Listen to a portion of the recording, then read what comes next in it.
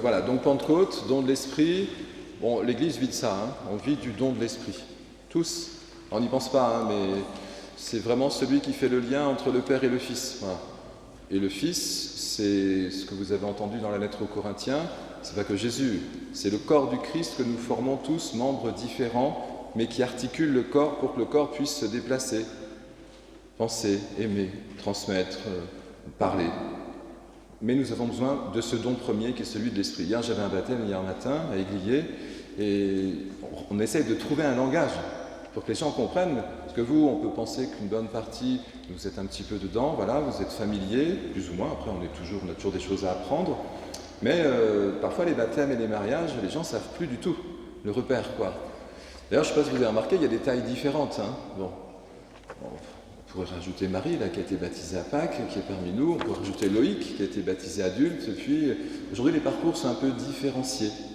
Et Éléanore, vous avez vu, elle n'a pas le même âge que les autres, hein, je vous rassure. Hein, ce n'est pas une différence de croissance seulement. C'est vraiment que Éléanore est au collège, alors que les autres enfants sont en primaire.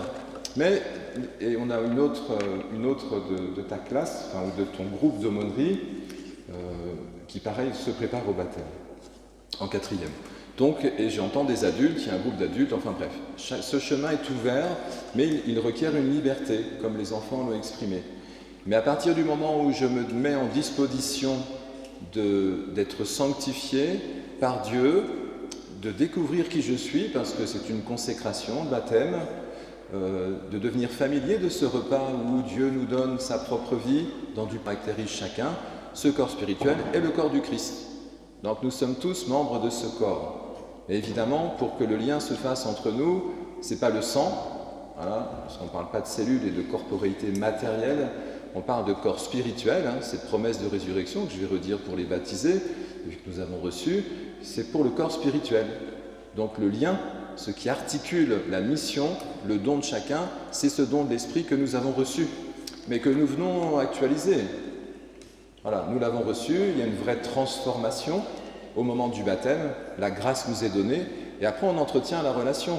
C'est ça, hein, l'étape suivante pour les enfants. Ils ont reçu le sacrement du pardon pendant la retraite, et puis là ils vivent cette nouvelle étape. Il y en a d'autres, hein.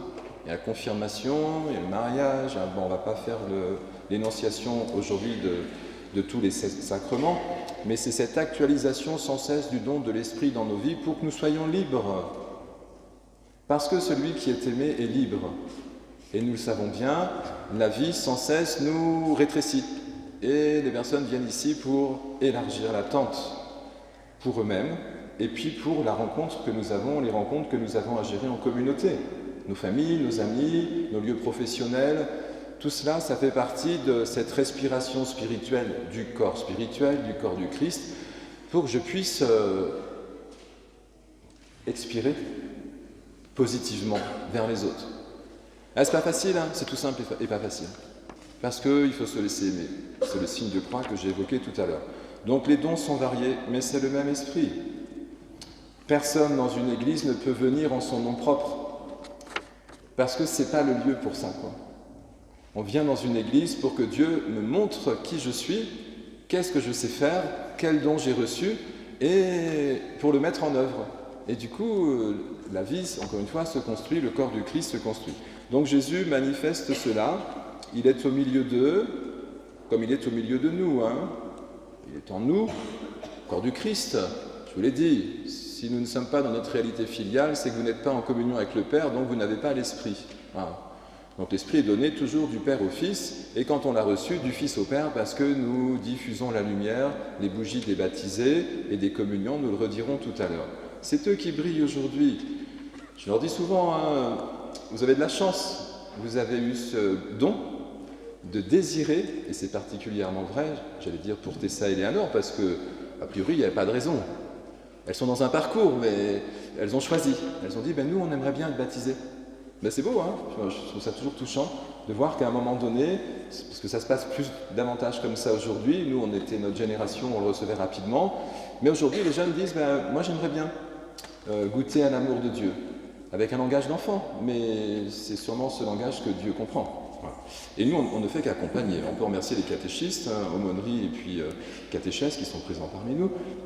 Alors donc Jésus se présente, bien sûr dans une situation qui est toujours la nôtre. Les disciples ont peur, ils ont verrouillé les portes. Bon, c'est ça la vie, hein. Vous avez une épreuve, vous verrouillez. Hein. On fait tous ça. Dieu ne nous a pas dit qu'il ne fallait pas verrouiller, la preuve, il vient les visiter quand même. Il leur dit simplement, la paix soit avec vous. Ah oui, mais est-ce que ce n'est pas finalement le don le plus précieux que nous souhaitons? On peut prier pour la paix dans le monde, hein. Mais déjà, si nous avions la paix dans notre cœur, ce serait... le monde irait mieux. Et c'est ça que Jésus vient donner, 2 fois. Et c'est vraiment le message de la résurrection. La paix soit avec vous. Quoi. Comme le Père m'a envoyé, je vous envoie. Donc vous avez bien entendu, hein. C'est pas je vous envoie, c'est le Père m'a envoyé. Ça veut dire que Jésus a du réseau, qu'il a entendu l'appel du Père. Mais je viens de vous le dire, pour les enfants, hein, ils ont répondu à cet appel personnellement. Il a entendu cet appel, oui, Dieu m'a aimé, je vous aime. Dieu m'a envoyé, je vous envoie. Une fois que vous avez compris ça, vous comprenez tout dans une église. Celui qui se laisse toucher par l'Esprit, il s'illumine de l'intérieur, le corps du Christ s'éveille, on va l'éveiller pour Tessa et Léanor, on va le nourrir pour les autres enfants, les 5 enfants, et une fois que je l'ai reçu, je peux partir envoyer. C'est-à-dire, c'est la fin de la messe. On vous envoie. Vous ne prêcherez peut-être pas, hein. Vous pouvez essayer, avec vos mots. Peut-être que les gens ils vous comprendront mieux que les prêtres, hein, je sais pas, vous pouvez essayer. Mais c'est sûr que de toute façon, vous allez témoigner parce que vous avez en vous la grâce. Et ça diffuse. Alors je rappelle souvent, baptême, mariage, mais la fête commence dans l'église, hein, pas après. Parce que pour que la fête commence, je vous redonne le mode d'emploi.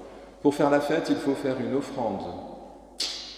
Et l'offrande, c'est « je veux bien être aimé ». Alors, je dis souvent, si votre enfant va à un anniversaire, il ne vient pas les mains vides. Il fait un gâteau, ou il vient avec un cadeau. Mais on fait tout ça, hein. Vous êtes invité chez les gens, vous n'avez qu'une bouteille de vin, c'est comme ça, c'est la vie est comme ça. Pour faire la fête, il faut donner quelque chose. Dans le régime chrétien, pour faire la fête, il faut ouvrir son cœur, donner quelque chose. Et alors la fête commence. Mais on fonctionne tous comme ça, hein. C'est ça qui est paradoxal, c'est que les gens pensent qu'on est des spécialistes de je ne sais trop, d'une vie spirituelle dans l'église. Non, on fait comme vous. D'ailleurs, vous faites pareil, mais vous ne le savez pas. Nous, simplement, on met des mots pour expliquer que oui, nous acceptons qu'un autre nous élève. Et pour cela, ça demande une liberté consentie. C'est le mariage, hein. On pourrait lister tous les sacrements. Alors, vous commencez à tout comprendre. Alors donc, Jésus, bien sûr, il se fait reconnaître comment? Les stigmates. Le cœur blessé, les mains percées. Quand Jésus, parce que là on va quitter le temps pascal, hein, pour ceux qui ne savent pas, ça veut dire temps ordinaire. Alors, rouge, c'est la dernière couleur du temps pascal. Après, c'est vert à partir de demain, non, mardi, je sais pas. Bientôt, quoi. Rapidement, parce qu'on quitte le temps pascal. C'est 50 jours après, là, vous avez entendu les textes, hein, c'est 50 jours après Pâques. Et alors Jésus se fait reconnaître souvent par un deuxième signe, c'est les disciples d'Emmaüs, quand ils partagent le pain. Ça tombe bien, ils font leur première communion. Pourquoi? Parce que dans les 2 cas, le partage du pain, comme les stigmates disent que Jésus, il a fait ça. Il s'est laissé aimer par le Père. C'est des gestes, ce sont des symboles, ce sont des récits, c'est ce qui actualise pour nous notre vie spirituelle et le don de l'Esprit, mais ils disent tous la même chose, hein. Donc c'est pas très compliqué. Les textes, oui, les symboles peut-être, mais pas le mode d'emploi. Pour faire la fête, il faut que nous soyons crucifiés. Vous n'êtes pas d'accord, hein? Et si, bien sûr, pour faire la fête, il faut bien être perméable à la vie. Si vous n'entendez pas le chant de l'oiseau, vous ne voyez pas que le vent remue les branches, c'est que vous êtes à l'intérieur coincé. Et si vous ouvrez les yeux, vous dites « Ah, mais c'est beau ». Les enfants savent faire ça, hein, d'ailleurs. Hein. On a su faire ça. Hein. Je vous rassure, hein, donc le mode d'emploi, vous l'avez depuis votre naissance. Parce qu'on l'a tous fait jusqu'à un certain âge. Sauf que nous, adultes, les enfants viennent nous dire actualisez ce don, cette capacité spirituelle qui vous caractérise, qui fait que nous pouvons lâcher prise un petit peu et puis nous laisser porter. C'est plus facile, hein, je vous l'ai dit, hein, ou pas, ça dépend des personnes en fait. Voilà, alors Jésus, pour terminer, de fait, souffle sur eux, le souffle spirituel. Et que font les disciples? Ils aspirent le souffle spirituel. Et immédiatement, ils vont quitter la peur qui les avait enfermés bien copieusement, comme nos peurs, hein, et ils vont diffuser le message partout. Tout le bassin méditerranéen va être inondé. Hier, j'étais avec des personnes que j'ai préparées au mariage, ils ont vécu au Costa Rica, les églises sont pleines. C'est dans la vie des gens. Ça fait partie de leur vie, quoi. Ils ont cette vibration. Peut-être parce que la vie est plus dure, je ne sais pas. Bon, en tout cas, on sait bien que les Sud-Américains sont très pratiquants, mais il y en a pour en témoigner. Voilà, ils ont ce goût, cette simplicité de se laisser conduire, aimer, porter. Et ça leur permet de danser un peu. Dans le Costa Rica, c'est pas le Brésil non plus, hein, mais bon, en tout cas, ils ont une joie. Et on peut terminer par ce mot-là, parce que sinon vous allez me dire que j'ai encore trop parlé. Bon, quand même, ils ont tous compris, hein, dans les Actes des Apôtres. Ils parlent des langues différentes et tout le monde se comprend. Et c'est ça l'avantage de l'esprit. C'est que vous alliez au Costa Rica, que vous alliez en France, c'est le même don. Donc c'est universel. Ça veut dire ça, catholique d'ailleurs, c'est universel. Donc tout le monde comprend ce qui se vit. Alors que comment se fait-il qu'on les comprenne alors qu'on ne parle pas leur langue? Ben parce que c'est le langage de l'esprit. Donc le corps du Christ, qui fait de nous des frères et sœurs, est alimenté du même flux, le don de l'esprit, et ça nous fait le même langage. Communion, ça s'appelle. Ben, c'est combien? C'est la première communion des enfants. Alors pour finir, donc, c'est une joie qui couronne le tout, parce que quand il voit les marques du crucifié, ben, il apparaît, il disparaît, hein, vous avez entendu, hein, c'est après sa mort, donc c'est dans son corps de résurrection, le corps du Christ. Ils le voient et immédiatement ils sont remplis de joie. Et c'était la fin également des Actes des Apôtres. Je relis et puis ce sera le mot de la fin. Tous, nous entendons parler dans notre langue des merveilles de Dieu. Donc, merci maman, papa aussi, hein, bien sûr, mais bon, maman, parce que c'est comme ça qu'on le formule, nous avons tous notre langue maternelle. Maman nous a parlé. Enfin, on dit maternelle, mais bon, paternelle hein, peut-être, mais ça ne m'arrange pas dans mon homélie. On va dire maternelle, et c'est comme ça qu'on dit, hein, parce que ça, c'est le langage de la tribu, voilà, de notre famille, de notre pays, etc. Oui, mais pour le corps du Christ, c'est le langage paternel, parce que Dieu est le Père de chacun d'entre nous. Nous avons reçu l'Esprit, et je vais dire ça une dernière fois, mais ceux qui m'entendent le savent et je le dis souvent, on va quand même, c'est mois de mai, hein, on va bientôt en sortir, mois de Marie, on va prier Notre-Dame tout à l'heure, les enfants auront une rose, je crois, et Marie nous rappelle que c'est vous qui portez l'enfant. C'est un langage paternel, le langage de la foi. Nous nous tournons vers notre Père qui est aux cieux, que ton nom soit sanctifié, mais qui est la mère? Mais c'est vous, vous portez l'enfant. Alors, chers enfants, vous qui faites votre première communion et votre baptême aujourd'hui, n'oubliez pas que c'est vous la maman de l'enfant de Dieu qui va être éveillé ou que vous allez nourrir aujourd'hui. Prenez-en soin et que vous nous aidiez, peut-être les adultes, à comprendre que recevoir l'amour de Dieu, ce sera toujours bon. C'est le commandement que Jésus nous a laissé. Aimer Dieu, son prochain comme soi-même. Recevoir l'amour de Dieu, c'est toujours prendre soin de soi. S'aimer soi-même, c'est ça l'amour. Et être aimé, c'est toujours être capable d'aimer notre prochain et ceux qui nous entourent.